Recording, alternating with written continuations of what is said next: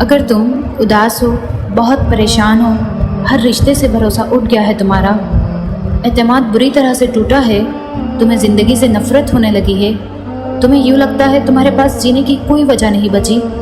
اور تم نا امیدی کی اس دہلیز پر کھڑے ہو جہاں تمہیں روشنی کی کوئی کرن نظر نہیں آ رہی، تو تم اداس مت ہو، مت توڑو خود کو، اپنا سر اٹھاؤ، دیکھو اس آسمان کو جس کے سائے میں تم کھڑے ہو، پھر جھکاؤ اپنے سر کو، دیکھو اس زمین کو جس میں پاؤں جمائے تم کھڑے ہو، پھر سوچو اپنی ذات کو، کیا تمہیں اس نا امیدی کے لیے بنایا گیا ہے؟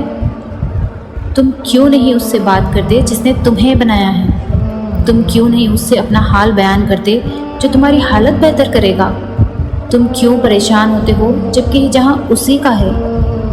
تم ایک بار اس کے ہو کر تو دیکھو، دیکھنا وہ تمہیں کیسے تھام لے گا، پھر چاہے دنیا لاکھ کوشش کر لے تمہیں ذرا برابر تکلیف نہیں پہنچائے گی۔